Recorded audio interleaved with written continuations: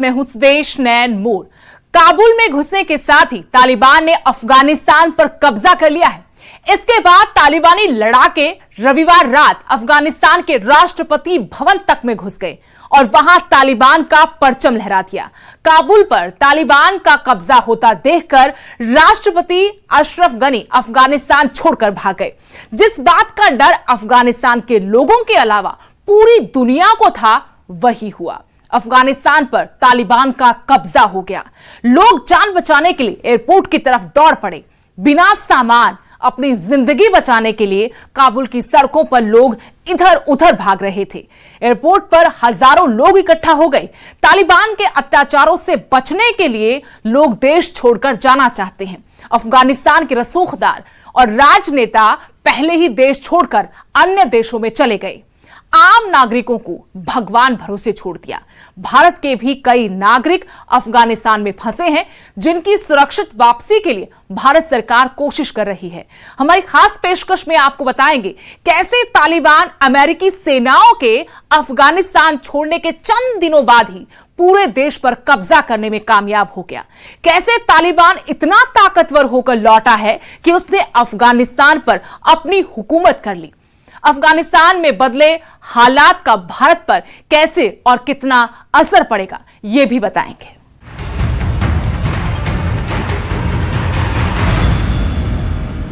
काबुल पर तालिबान के कब्जे के बाद हालात भयावह हो गए हैं। काबुल एयरपोर्ट पर अफरा तफरी है। सोमवार को यहां जुटी भीड़ पर तालिबान ने भारी गोलीबारी की, जिसमें कई लोगों की जान चली गई। हर कोई अपनी जान बचाकर अफगानिस्तान से भाग जाना चाहता है।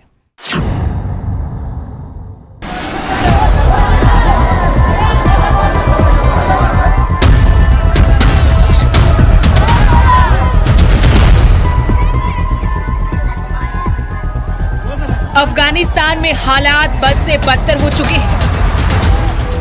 पूरे अफगानिस्तान पर तालिबान ने अपना कब्जा कर लिया है। आम नागरिक खौफ में हैं। अपनी और अपनों की जान बचाने के लिए काबुल में भगदड़ मची है। ये तस्वीरें जरा ध्यान से देखिए। ये काबुल एयरपोर्ट है। तालिबान के कब्जे के बाद एयरपोर्ट पर बिना सामान के ही लोग भागते नजर आए।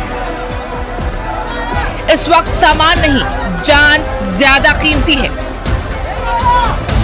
ये किसी बस में चढ़ने के लिए धक्का मुक्की नहीं हो रही, बल्कि काबुल के एयरपोर्ट पर जहाज में चढ़ने के लिए ये सब किया जा रहा है, ताकि किसी तरह तालिबान के कब्जाए अफगानिस्तान से भागकर जान बचाई जाए। तालिबान ने रविवार को अफगानिस्तान का राष्ट्रपति भवन भी अपने कब्जे में ले लिया। अब यहां तालिबानी सरकार बनने वाली है। कुछ ही दिनों में यहां की जनता के लिए सब कुछ बदल गया। हालात बिगड़ने की वजह से लोग यहां से पलायन कर रहे हैं। काबुल एयरपोर्ट पर लोगों का हुजूम उमड़ पड़ा है। एयरपोर्ट पर किसी बस स्टेशन की तरह भीड़ नजर आ रही है। लोगों को जहां जगह मिल रही है वो चढ़ रहे हैं।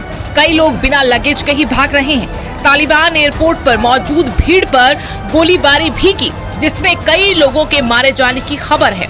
काबुल में अफरा तफरी का माहौल है।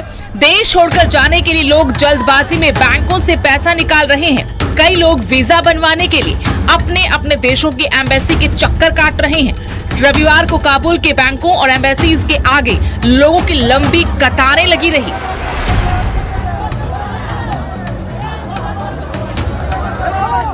रविवार को तालिबान ने राष्ट्रपति भवन आर पर भी कब्जा कर लिया। तालिबानियों ने राष्ट्रपति भवन से बयान दिया। उन्होंने कहा, सभी लोगों के जान माल की रक्षा की जाएगी। अगले कुछ दिनों में सब नियंत्रित कर लिया जाएगा। हमने सोचा नहीं था कि इतनी आसानी से और इतनी जल्दी जीत मिलेगी। अगले कुछ दिनों में सभी चीजें सामान्य हो जाएंगी। लेकिन काबुल की सड़कों पर लोग बदहवास होकर दौड़ रहे हैं। हर तरफ डर का माहौल है। सालों बाद फिर अफगानिस्तान में वही काला कब्जा हो गया है, जिसे सालों की मशक्कत के बाद आजादी मिली थी।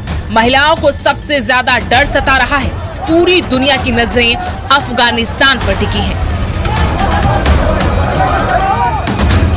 Bureau report, news 18।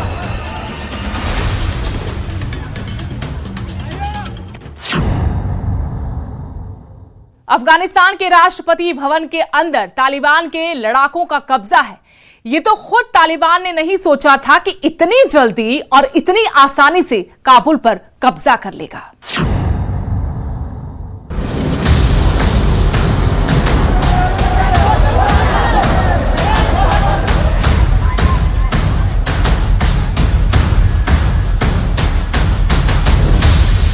अफगानिस्तान में जिस बात का डर था वही हुआ। तालिबान ने राजधानी काबुल को भी कब्जे में ले लिया। इसके साथ ही पूरे देश पर तालिबान का कब्जा हो गया। रविवार को देर रात कुछ वीडियोस भी सामने आए। इनमें तालिबान के लड़ाकू काबुल की सड़कों पर घूमते नजर आ रहे हैं। तालिबान नेता मुल्ला बरादर का बड़ा बयान भी सामने आया। उसने कहा, सभी लोगों के जान माल की रक्षा की जाएगी। अगले कुछ दिनों में सब नियंत्रित कर लिया जाएगा। हमने सोचा नहीं था कि इतनी आसान और इतनी जल्दी जीत मिलेगी। अगले कुछ दिनों में सभी चीजें सामान्य हो जाएंगी। तालिबान के नेता राष्ट्रपति भवन में बैठकर मीडिया चैनल्स को इंटरव्यू दे रहे हैं। उनका दावा ये कि राष्ट्रपति गनी $50 लाख कैश ले जाने की कोशिश कर रहे थे, लेकिन ये पैसा राष्ट्रपति महल के हेलीपैड पर ही रह गया। मीडिया रिपोर्ट्स के मुताबिक देर रात काबुल में कुछ धमाकों की आवाजें भी सुनाई थी। हालांकि तालिबान के सूत्रों ने इसकी पुष्टि नहीं की। काबुल एयरपोर्ट से कमर्शियल उड़ानों पर रोक लगा दी गई है। इस बीच देश में अमन बहाली के लिए एक समन्वय परिषद बनाई गई। पूर्व राष्ट्रपति हामिद करजई इसकी अगुवाई करेंगे। इसमें अफगानिस्तान के मौजूदा सीईओ अब्दुल्ला और जिहादी नेता गुलबुद्दीन हिकम तैयार भी होंगे। न्यूज एजेंसी ने तालिबान के सूत्रों के हवाले से जानकारी दी है कि ये संगठन बहुत जल्द राष्ट्रपति भवन से इस्लामिक एमिरेट्स ऑफ अफगानिस्तान का ऐलान कर सकता है।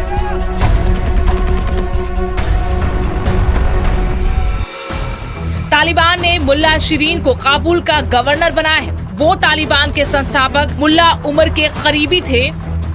उनके सुरक्षा गार्ड भी रह चुके हैं। वो कंधार के हैं और पुराने तालिबानी हैं। सोवियत संघ के खिलाफ भी लड़ चुके हैं। तालिबान की लड़ाका यूनिटों के सबसे प्रमुख लोगों में से एक है। मुल्ला शिरीन को युद्ध विशेषज्ञ माना जाता है। मौजूदा तालिबान के सबसे प्रमुख लोगों में है।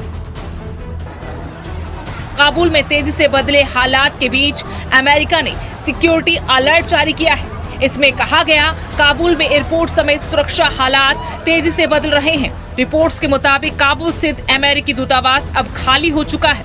अमेरिकी राजदूत भी अफगानिस्तान छोड़कर जा चुके हैं।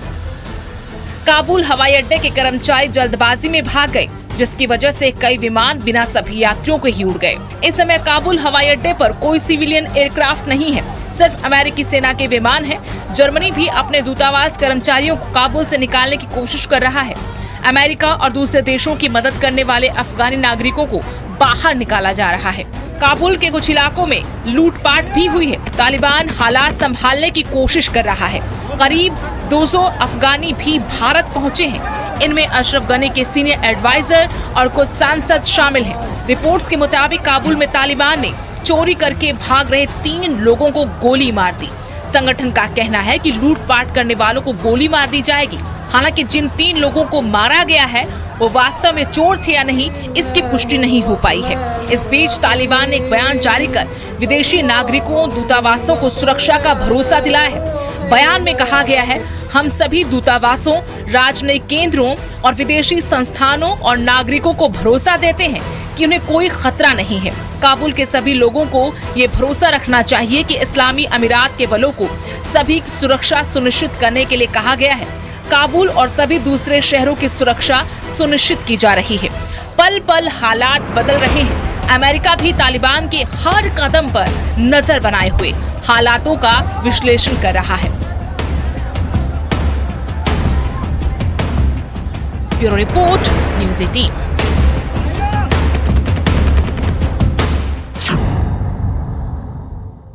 हजारों मील दूर अफगानिस्तान में जो खौफ, डर का माहौल है, उसकी सिहरन भारत तक महसूस की जा रही है। भारत के कई नागरिक वहां पर फंसे हैं। पंजाब के मुख्यमंत्री ने भी वहां के हालात पर चिंता जताते हुए भारत को सतर्क रहने को कहा है। भारत सरकार अपने नागरिकों की हर संभव मदद का भरोसा दे रही है। अफगानिस्तान पर तालिबान का राज हो गया है। अफगानिस्तान में सत्ता पलटते ही दुनिया भर के कई देश चिंतित हो गए हैं। भारत की भी अपनी चिंताएं हैं। कई देशों के नागरिक बदले हुए हालात में वहां पर फंस गए हैं। भारत के नागरिक भी बड़ी संख्या में अफगानिस्तान में हैं, जिन्हें भारत सुरक्षित लाने के लिए भारत सरकार हर मुमकिन कोशिश कर रही है। हालांकि काबुल में तालिबान की ओर से सभी नागरिकों और देशों को भरोसा दिलाया जा रहा है कि सबकी जान माल की रक्षा की जाएगी। किसी को देश छोड़कर भागने की जरूरत नहीं है। जल्दी सब कुछ ठीक हो जाएगा। बावजूद इसके काबुल में भगदड़ मची है। काबुल एयरपोर्ट पर जहाज में चढ़ने के लिए सैकड़ों लोग उसके साथ साथ भाग रहे हैं। कुछ उसके ऊपर लटक गए और जब विमान हवा में उड़ा तो उससे गिर गए।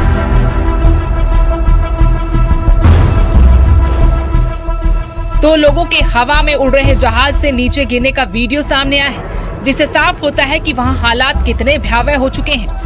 भारत में चिंताएं बढ़ गई हैं। काबुल के लिए सभी उड़ानें रद्द कर दी गई हैं। पंजाब के मुख्यमंत्री कैप्टन अमरिंदर सिंह ने देश की सभी सीमाओं पर अतिरिक्त सतर्कता बरतने पर जोर देते हुए कहा कि अफगानिस्तान पर तालिबान का कब्जा होना भारत के लिए शुभ संकेत नहीं है। उन्होंने ट्वीट कर कहा,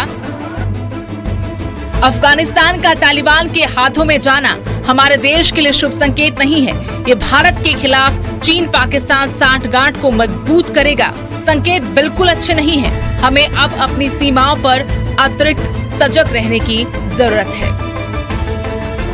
हिमाचल के मुख्यमंत्री जयराम ठाकुर ने भी अफगानिस्तान में फंसे हिमाचल के लोगों को सुरक्षित लाने का भरोसा दिया है।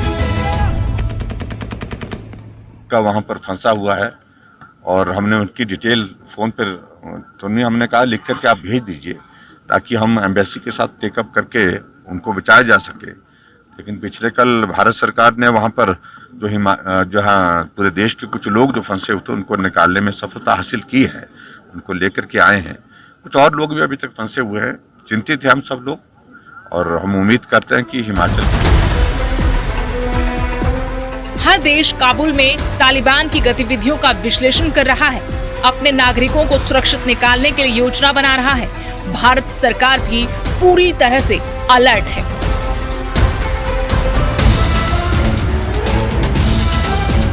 Bureau report, news 18।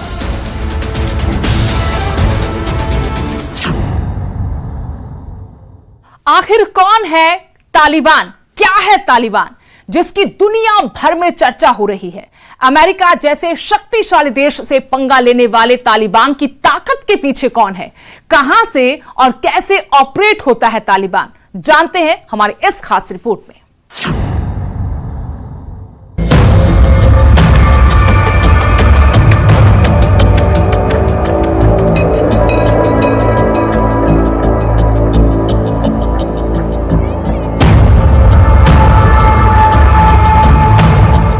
अफगानिस्तान में त्राहिमाम है।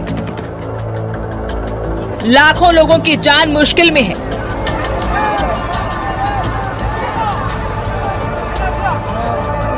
अफगानिस्तान में सत्ता पलटने के पीछे तालिबान है। वही तालिबान जिसे महाशक्ति कहलाने वाले अमेरिका तक की नाक में 20 सालों तक दमकर खूब छकाया। तालिबान के आतंक को खत्म करने के लिए अमेरिका ने ताकत और पैसा दोनों लगाए। इस दौरान अमेरिका ने अफगानिस्तान में 61 लाख करोड़ रुपए से ज्यादा खर्च किए। 2300 से ज्यादा अमेरिकी सैनिक मारे गए। फिर भी उसे अफगानिस्तान छोड़ना ही पड़ा। 15 अगस्त 2021 तक तालिबान ने राजधानी काबुल समेत पूरे अफगानिस्तान पर कब्जा कर लिया है। अफगान सेना तालिबान के साथ समझौता करने को राजी हो गई। 1980 के शुरुआती दिनों की बात है। अफगानिस्तान में सोवियत यूनियन की सेना आ चुकी थी। उसी के संरक्षण में अफगान सरकार चल रही थी। कई मुजाहिदीन समूह सेना और सरकार के खिलाफ लड़ रहे थे। इन्हीं मुजाहिदीनों को अमेरिका और पाकिस्तान से मदद मिलती थी। 1989 तक सोवियत यूनियन ने अपनी सेना वापस बुला ली। इसके खिलाफ लड़ने वाले लड़ाके अब आपस में ही लड़ने लगे। ऐसा ही एक लड़ाका मुल्ला मोहम्मद उमर था। उसने कुछ पश्तून युवाओं को साथ लेकर तालिबान आंदोलन शुरू किया। किसी भी देश की सरकार की तरह तालिबान भी चलता है। इसमें पूरे संगठन का एक मुखिया रहता है, उसके बाद 3 डेप्यूटी लीडर। इनकी एक लीडरशिप काउंसिल होती है जिसे रहबरी शुरा कहते हैं। उसके बाद अलग अलग विभागों के कमीशन हैं। सभी प्रांतों के लिए अलग अलग गवर्नर और कमांडर की भी नियुक्ति की जाती है। तालिबान अपने हिसाब किताब की कोई जानकारी साझा नहीं करता। ऐसे में उसकी कमाई की सही जानकारी जुटाना मुश्किल जरूर है। 2016 में फोर्ब्स ने अनुमान लगाया था कि तालिबान का सालाना कारोबार 2,968 करोड़ रुपए है। रेडियो फ्री यूरोप की तरफ से हासिल नाटो की गोपनीय रिपोर्ट के मुताबिक 2019-20 में तालिबान का सालाना बजट करीब 11,000 करोड़ रुपए था। 11 सितंबर 2001 को 19 आतंकवादियों ने अमेरिका के 4 यात्री विमानों को हाईजैक किया।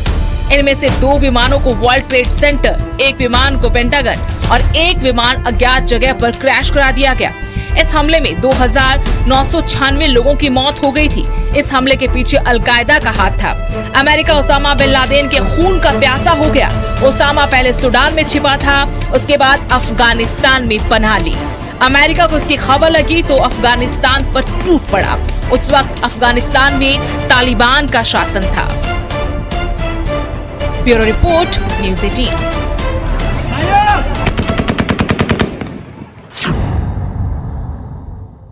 हमारी आज की खास पेशकश में इतना ही। देश दुनिया की हर अपडेट के लिए आप देखते रहिए न्यूज़ 18 पंजाब, हरियाणा, हिमाचल।